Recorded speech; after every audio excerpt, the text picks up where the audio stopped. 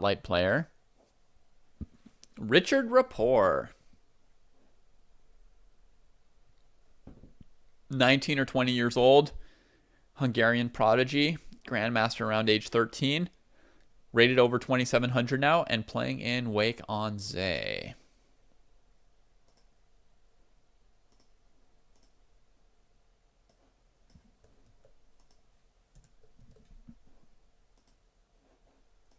Let's grab the first of his games. And here's how Rapport started his tournament. He's playing black here against Pavel Eljanov. Yeah. Move 4. G5. What the heck?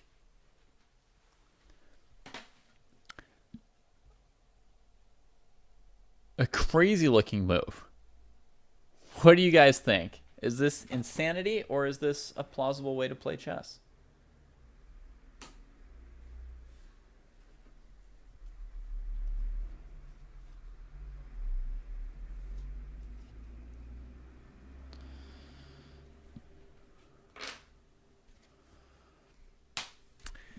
Well, the justification is that black's going all out to control the d4 square.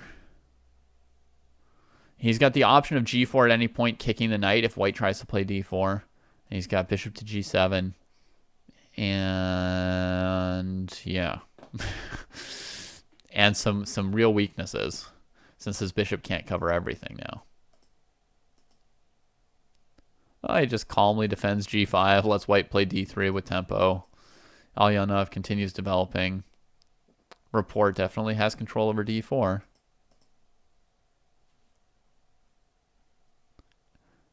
Having in mind the result, you would say it was insane, since you know that Rapport eventually lost this game. All right, so after e3, keeping him from making much use of the d4 square he's fought so hard to control, his g-pawn is hanging, and he completes his formation with f5. So, how good or bad is this position right here for white or black? That's my question for this game. The moves leading up to this look sort of insane, yet they also have a kind of madman's logic to them. So, is this position good or bad?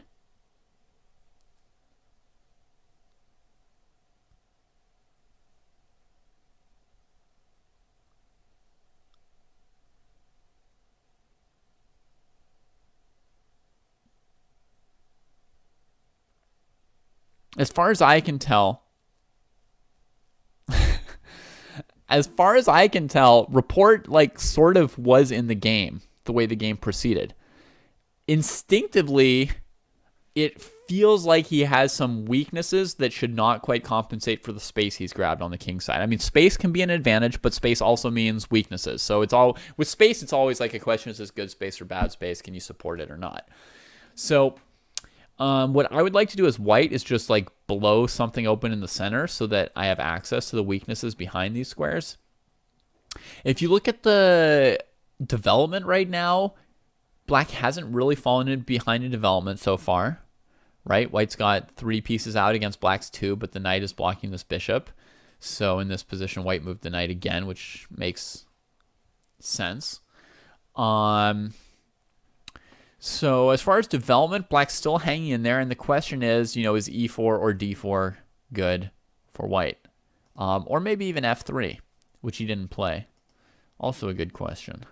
F3, say black plays knight f6. Do you even want to take on g4? If you don't want to take on g4, this is going to be a really bad move, right? To just be like, yeah, I played f3, blocked my bishop, then decided to just leave it there. What do I care? So, takes, knight takes. Now e3 is hanging, maybe something like this. Doesn't seem that bad for black. I mean, the knight seems fine here. So I'm going to rule out f3 for the moment. I mean, we could look at it again, but I'm going to say that doesn't really crush black. E4 interesting as well. It gives up d4, but it conquers some squares for white. So this move is certainly plausible. Let's see. How's black likely to respond? I guess like knight d4, takes. Now white has this square too. Queen e7 would be annoying. I think the white king will be safe over here. I castle for white. Black needs to castle as well. Rook e1 could come if he tries to play knight f6. Knight to d5. Castle. Rook e1.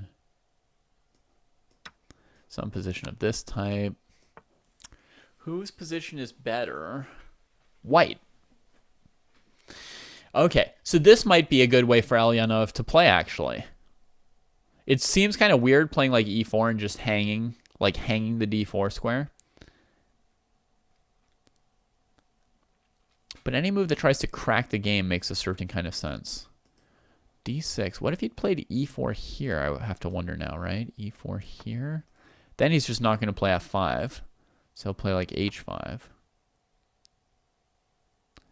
Now he's got d4 and we don't have a square. We could play f3.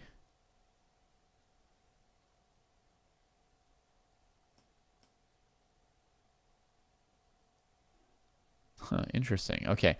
So once he plays f5, once black plays f5, now I'm trying to two-step with e4.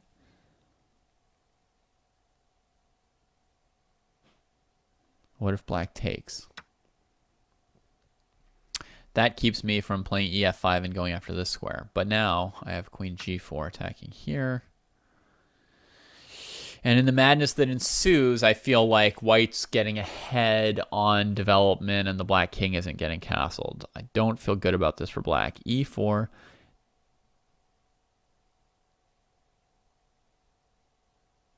Huh. It's like this pawn is just a target that white can use to try and go after the light squares. Interesting. That would be a weird solution, right? Like e3, make him defend g4, and then play e4 trying to crack it?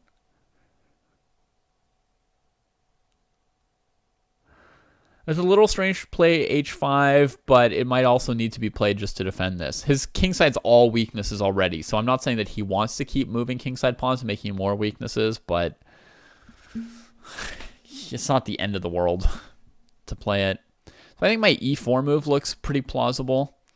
The other place to try and crack the center is at d4, so he plays knight to b3. d4 right away as a sack doesn't look quite good enough. Okay, so knight b3, here d4, b6. Okay, so how about now playing like d5 and then e4 and stuff. d5, takes, knight takes.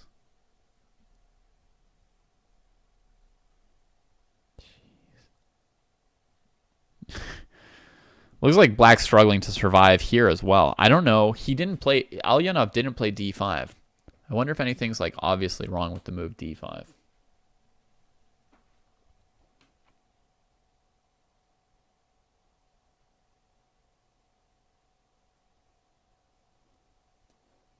I suppose he could try this.